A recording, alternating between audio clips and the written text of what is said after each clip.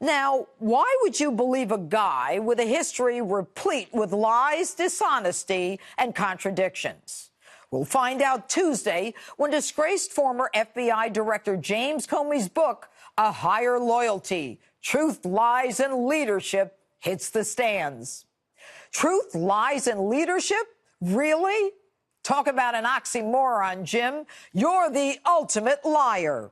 You lied on multiple occasions to multiple people, including Congress, under oath. And that's a crime. Truth?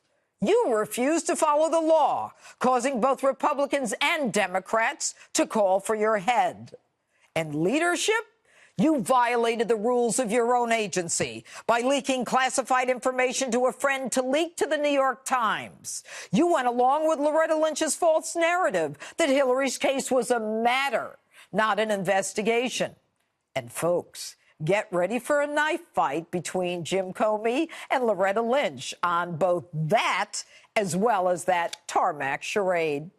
Jim, you've repeatedly proven your inability to run the FBI in a non-political way. You stayed silent as the New York Times retracted the story that Hillary's FBI review was a security referral and not a criminal referral. As if the FBI is a security company installing locks in peepholes. You say the president is unethical, while you turned a well-respected agency into a haven of organized criminal conspirators at the top echelon. Your book, Jim, isn't about leadership. It's about butt-kissing. Like when you were struck by the way Barack Obama could see and evaluate a variety of angles and complicated issues, his insight and ability to connect with an audience. Yeah, right, Jim. Barack's really bright. Like when he bragged about traveling to all 57 states? The guy's running for president and he thinks there are 57 states? And the person you most admired in government? James Clapper, another outrageous liar who swore under oath before Congress that the NSA doesn't surveil Americans, then, in an obvious display of lying, shifts his eyes and his body and says, well, not wittingly. Jim, your book is as petty, unprofessional, and illegitimate as a Stormy Daniels resume reel. Now, you actually talk about the size of the president's hands, whether he used tanning goggles in a tanning booth, and whether his hair is real. FBI agents, Jim, behind your back called you Cardinal Comey. But, Jim, you're not holier than thou. You're nothing more than a political operative orchestrating your own effort to make yourself the center of America's moral compass. Beginning with your two-step, the one that you and your friend Bob Mueller, then FBI director, who at your request brought in the FBI agents to make sure the Secret Service didn't block your dramatic entrance at John Ashcroft's hospital bedside, claiming that you were willing to resign if the Attorney General didn't follow your suggestion. But enough about you. Let's read the book's excerpts.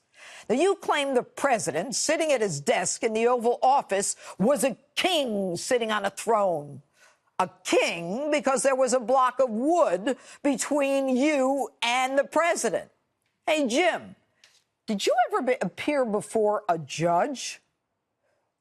Jim, you say the president was concerned when you presented him with your fake dossier, alleging the president had prostitutes peeing on him in Moscow, and then you tear Melania down.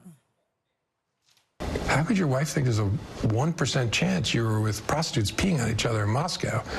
I'm a flawed human being, but there's literally zero chance that my wife would think that was true. I'm happy for you, Jim, that your wife, Patrice, would never think that of you.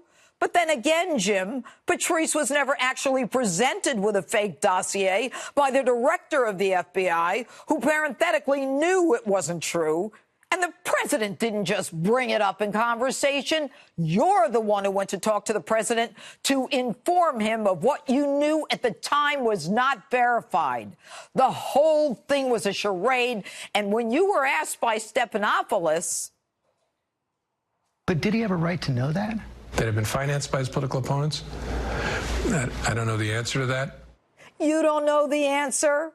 And of course, just to hit the president a little more and to get a great headline, you say this. But I don't know whether the current president of the United States was with prostitutes peeing on each other in Moscow in 2013. It's possible, but I don't know. Jim, it's possible. And it's possible Martians were in that room peeing on the prostitutes, too. Maybe we should start a new investigation. Are Martians colluding with the prostitutes to make the president look bad? And when you ridicule the president, asking you whether he looked like a guy who needed hookers, your answer? Sir, I'm not saying that we credit this. I'm not saying we believe it. But, Jim, you don't credit it? You don't believe it? Jim, you're a liar. This is the dossier that you presented to a FISA court judge, and you admit you told the president you couldn't credit it when you said you couldn't believe it, and yet you seek a warrant from a judge based on this fake dossier. Were you lying before the judge, or were you lying in the book? And while we're at it, Jim, your explanation for announcing Hillary's renewed investigation? You claim it was because you told Congress that if new information were to come to light, you would tell them. Jim, you could have told them without a televised press conference. You could have called two men into a room with you and told them. And, Jim, I thought politics didn't enter any of your decisions. And yet you have the chutzpah to claim that none of your decisions were based on politics. But from your own book, you say, quote, when I thought she was going to win, meaning Hillary, I didn't want a tainted president. But you know what, Jim? Neither claim is true. Everyone in law enforcement knows that you reopened the Hillary Clinton case because the NYPD and the New York FBI field office were going to out you for protecting her yet again by not reopening the case. Anyway, the ultimate proof that you didn't want to indict her is not only the exoneration memo you wrote 6 weeks and 17 witnesses before she was interviewed, but knowing that she had classified information on her emails, which you swore under oath was true, not asking her this question. Hillary, did you have classified information on your emails? If she said yes, that's a crime. If she said no, she lied, and that's a crime.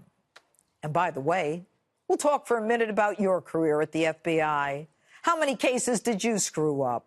The Boston bombers, the Fort Hood massacre, the Orlando Pulse nightclub shooting, the San Bernardino massacre, the attacks of 9/11. You were involved in all of them.